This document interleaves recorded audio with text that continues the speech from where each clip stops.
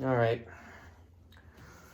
So apparently, some of the jokes I made were quite offensive to some people.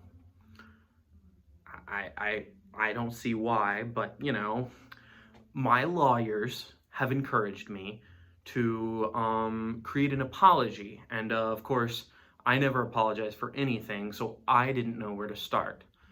Thankfully, I had them type up a statement for me, and I will be reading it out to you right now. Good afternoon, fellow SMLCA students. I am currently coming under a lot of fire for many distasteful and offensive comments that have, most assuredly, hurt people's feels. It was never my intention to harm any of the individuals mentioned in this video, and though many have laughed at the jokes that I make at other people's expense, I'd like to apologize for being under the impression that these individuals have the spinal column in their back to take the jokes that I dish out. Indeed, many people have been the victim of constant, continual, vicious verbal abuse. It is with great remorse and regret that I present to you my apology video. I'll start with an apology to my Team L Word brethren and sisters. Future school president Caden Burke, I'm deeply sorry for insulting your generally porcelain figures by saying, quote, "You're a big hit with the girls in this school because they all want to know how to get as pretty as you."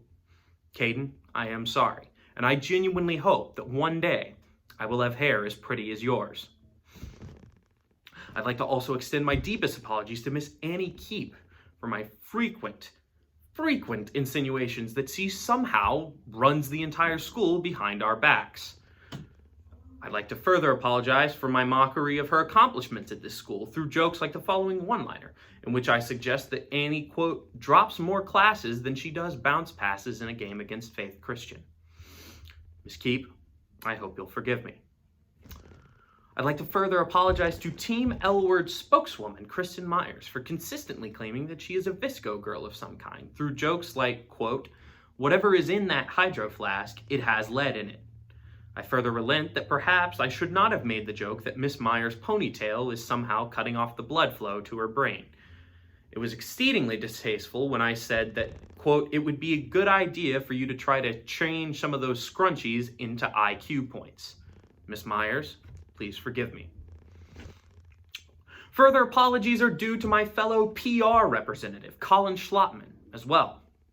Colin, I apologize for referencing you as Der Fuhrer and constantly making countless jokes regarding your Western-esque style of clothing, saying, quote, "If only Colin could wrangle himself a decent quiz grade," or, quote, "This town ain't big enough for just you." Mr. Schlottman, you have my deepest apologies. I am, of course, well aware that I am not the easiest to work with, and that my record is far from clean, as my number of questionable love interests is only on par with the number of years that Bill Clinton has hated his wife. I also apologize for my borderline sociopathic tendencies and my lack of understanding of what makes people angry and what doesn't. Not to mention my ego, which is quite possibly the most inflated thing in the world since the US dollar in 2008.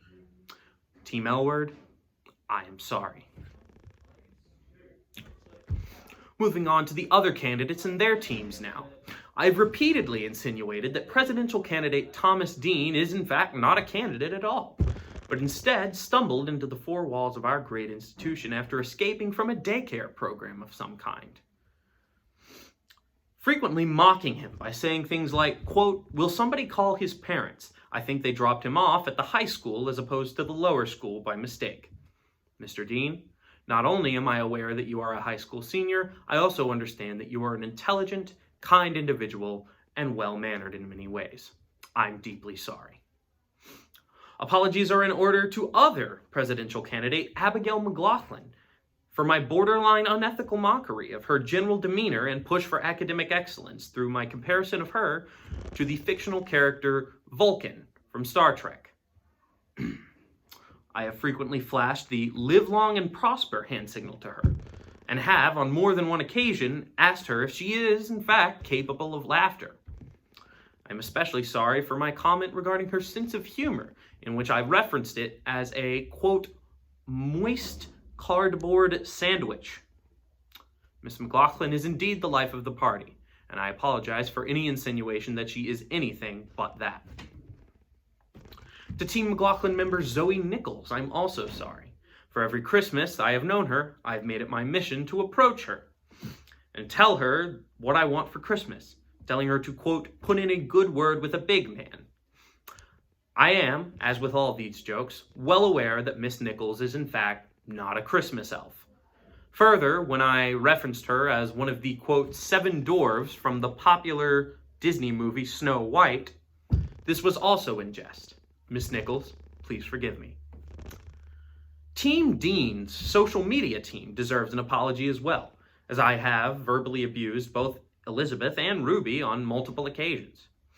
To start, I would like to apologize to Ruby Cherry for my consistent poking fun of her Southern hospitality personality by saying, quote, look guys, Paula Deen has finally decided to finish high school. Miss Cherry is of course not Paula Deen, though the irony of her being similar to the cooking star in question and being in a loving relationship with a man with the last name of Dean is quite entertaining. I now realize it was in poor taste to point out. Miss Cherry, I'm sorry.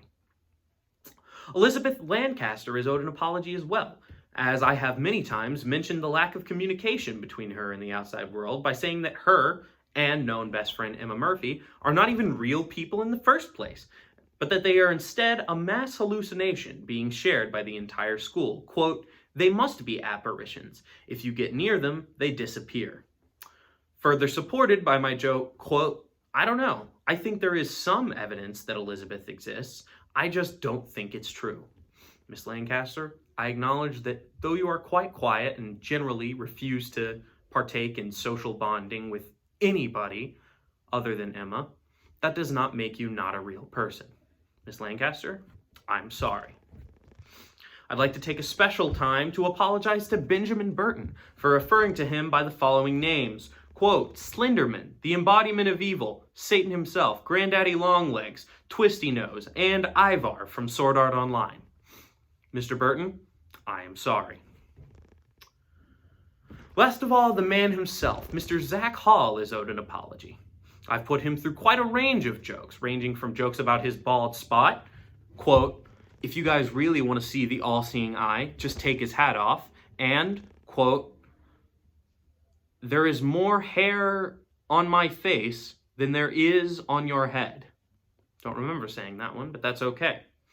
I've also mocked his frequent consumption of Virgil's root beer, referencing him as 80 proof many times, and asking him on more than one occasion to subject himself to a field sobriety test. This is both not funny at all, and it's inappropriate. Mr. Hall, I'm sorry. In summation, I believe that this incident has taught me a lesson. For when people talk about free speech, I was under the impression they actually believed in free speech. However, it is now apparent that they have a different definition than that which is laid out in our wonderful Constitution. I now realize that when these people say free speech, they mean free speech as long as it is not critical of them. I will adjust then and continue exercising my First Amendment right, but without the hate speech I've invoked so often before. And as we all know, hate speech is a real thing. Caden cares, vote Caden. Splash.